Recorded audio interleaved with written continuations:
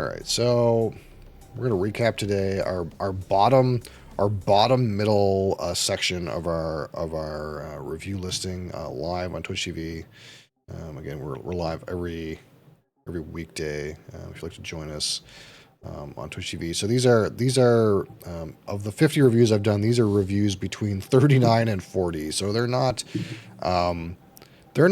the worst whiskeys, which we've already covered, but they are whiskeys that are below average, we'll say, or spirits or otherwise, in terms of like my overall listing. So we're just going to rapid fire them and try to get them through them in the most reasonable amount of time as possible. Kat may disagree, but we'll try to get through them. Number 39. Yeah, so we ranked number 39. Is ooh, is a Wild Turkey. Wild Turkey 101. We ranked this 48 out of 100. Pretty economical though. Again, this is a cheaper bottle. So the fact that it's scored like sort of low is not that big of a deal, right? We're not paying a lot for this. And actually, when I do have a list, Cat. I do have a list for my most economical spirits, and this is right at the top. Like the amount of dollar per rating you get for this particular spirit is actually really good. So it's actually pretty good value. That being said, the quality, in my experience, the quality of the Wild Turkeys has kind of gone down over the past couple of years. So it's not as good a bottle as like the one I got in like 2021, I don't think. But that being said, still pretty good value, but you get what you pay for when it comes to this. You get a good bang for your buck, but it's not the greatest bourbon at the end of the day. 38. So 38 out of 40. We had the Bamor 12-year-old Islay single malt Scotch whiskey. This is 40% alcohol, and it drinks like it too. So my main complaint with these Bamors is, yeah, sure, they're colored and all that, but it's mostly just that there's too much water in the presentation. There's like some interesting notes on the aroma. This is one of the whiskeys that I gave a black rubber hockey mat to. It's kind of an interesting note, and not bad. I really like the Bamor distillate. My grandpa makes whiskey. Unless he works at a distillery, probably he's drinking moonshine. But anyway, the problem with this one is always the palate is too soft for me. It doesn't have enough of a punch. The presentation doesn't do the distillate justice. And I think Bamor, again, has a great distillate. But 40% alcohol at 12 years is just not providing the punch on the palate. It's too soft for me. But it is very approachable. So if you want like a medium peated, this is like 35 ppm or something like that. A medium peated expression that is not too aggressive. You could get there, but for me, this was 49 out of 100. Just needed more. It just needed more oomph. Like the profile. Profile's great. Just needed more oomph. Next up, so we read this one 51 out of 100, and this is the Lot 40, Lot 40 Dark Oak. So this is a Corby product here, and this is your typical Lot 40, which is like a 7-year.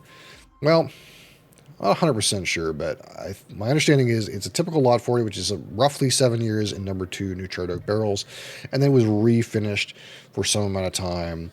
Does it say on here? Doesn't say, but it finished in a number 4 new charred oak barrel. So it's like Lot 40 that was finished in another virgin oak barrel. Good expression in terms of its its natural color. It's 48% alcohol. Pretty reasonable price. The problem with this one for me is always that like it's way too overly spicy. For me, this is like it's got some like that root beer and licorice, typical rye notes on the nose. But for me, the palate is just like a spice bomb. Like I said, I've called this bottle liquid cinnamon in the past. It just doesn't really provide the depth that you would expect. It kind of like that finishing number 4 new charred oak barrel, kind of like blew whatever complexity the bottle had and just replaced it with a bunch of spice. It was like overly spicy every time I've had it. Not the greatest. So I don't know. There's different batches of these. Some people said this batch maybe was just not that good, but that being said, reasonable score. Not a bad expression. If you like spice, cinnamon spice bomb, right here. Not bad for that. So at 36, we also scored this one 51 out of 100.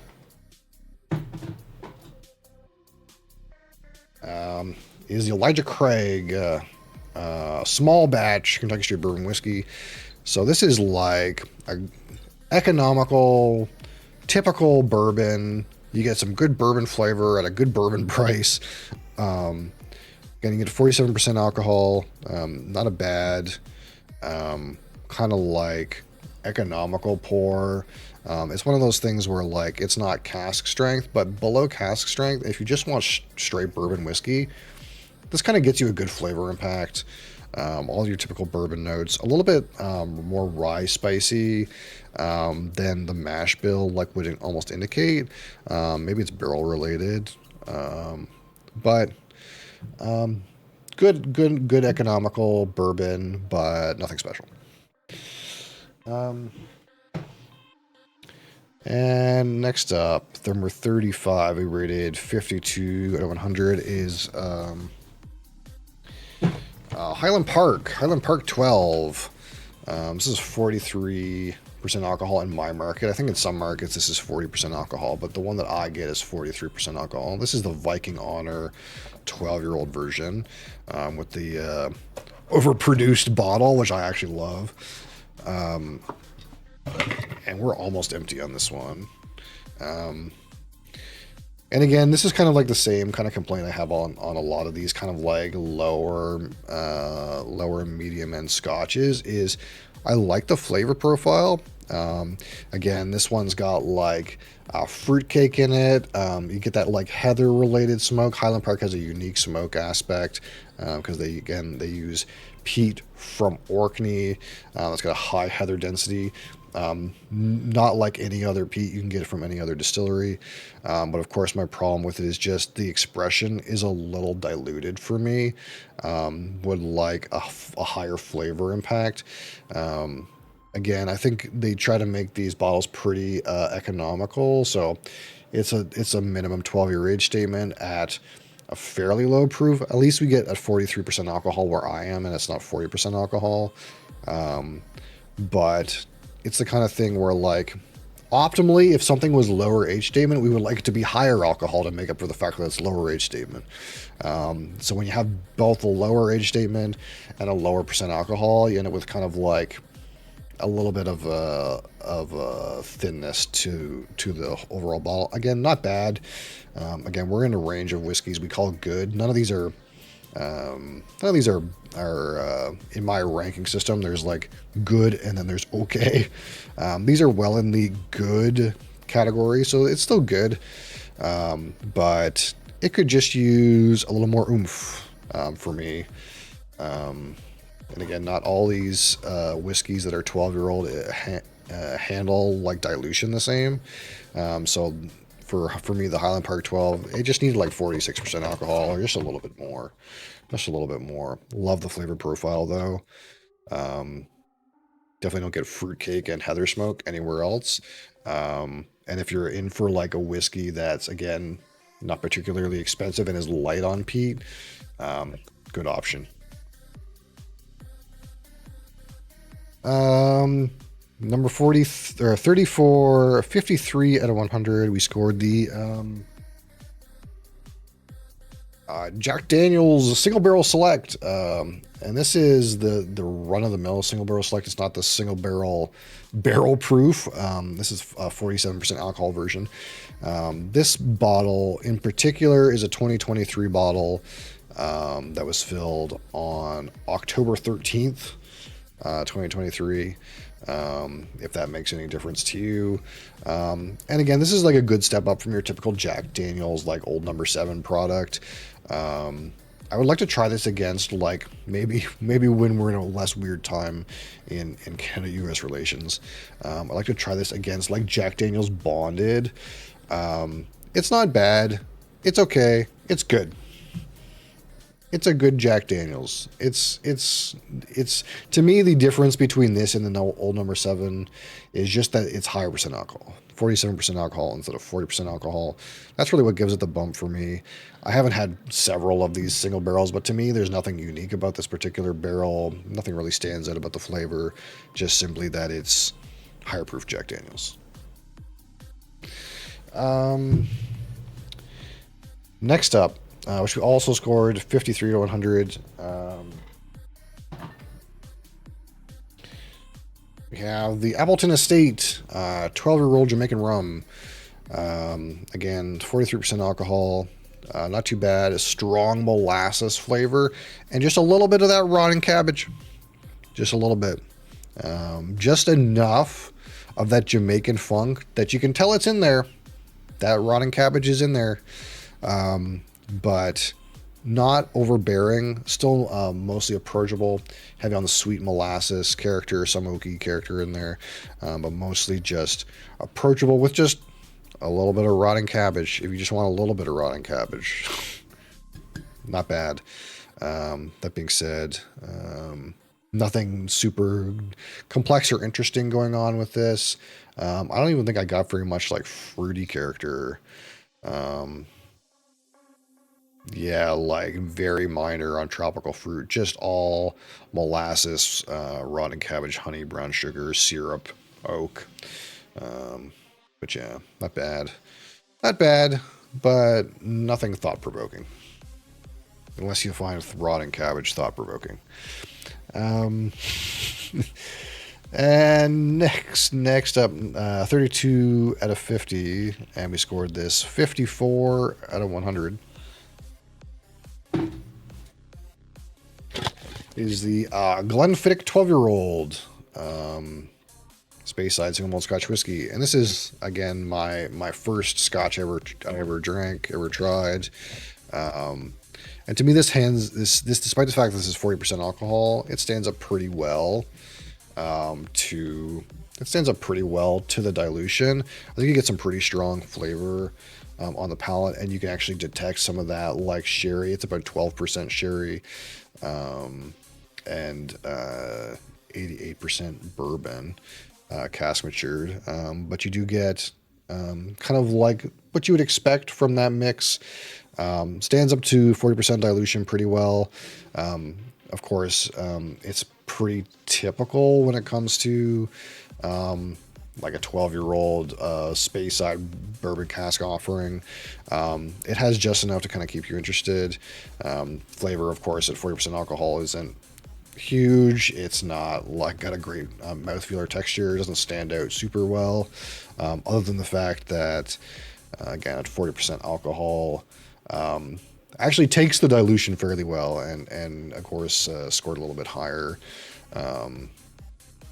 for the fact that it still kind of has like a good flavor impact for 40%. And again, we always complain that Glenfiddich, just bump the proof up, man. Give us a cask strength or something like that. I would love that. Hard to get anything like that out of them unless you're in travel retail. So next up, again, same score, 54 to 100.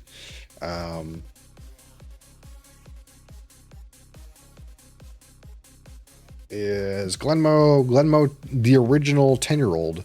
And this is entirely ex-bourbon matured. And this is kind of the same story for me as Glenfiddich 12, and I'm actually glad to see that I ended up scoring them the exact same.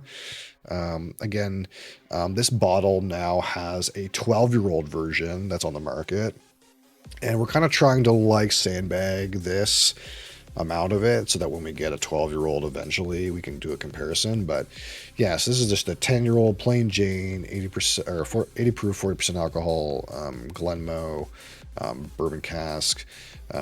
This is the one that's got like the orange creamsicle thing going on with it. Typical Highland sort of like citrus and sweetness things going on.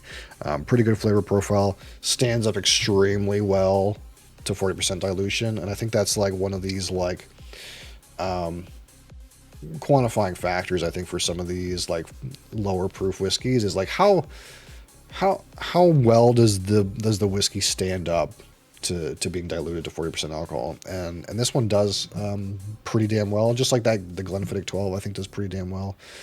Despite the proof, it still has a good flavor impact.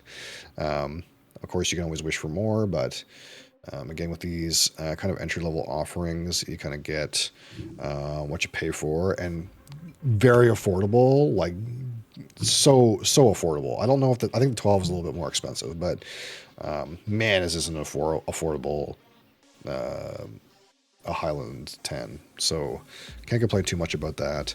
Again, same score, and I feel roughly the same about it. So again, it's in like the same world. It's not the same notes. It's kind of got its own different profile. Again, Glenmoe is like a more light, effervescent kind of spirit. But again, stands up well to like heavy dilution without having like a crazy age statement. And the last one for today, and we scored this one again, 54 out of 100, rank 30. This is the Bushmills 10-year-old single malt Irish whiskey. So this is one of the most economical pours that I rated. It's very inexpensive. Hits with both bourbon and sherry flavors. They're both in there, and you can both tell. I can't tell if it says if they're for sure first fill on here. I don't think they're necessarily first fill. But again, triple distilled Irish whiskey, very economical, good flavor impact, stands up again pretty well to being diluted to 40% alcohol. Can take the water and still provide like a good flavor on the palate, because again, that's sometimes, you get a thin watery palate at 40% alcohol with some of these whiskeys, and it's kind of disappointing. You don't get that here. It stands up pretty well. Again, it's hard to rate something higher when it's at 40% alcohol, because 40% alcohol is 40% alcohol at the end of the day.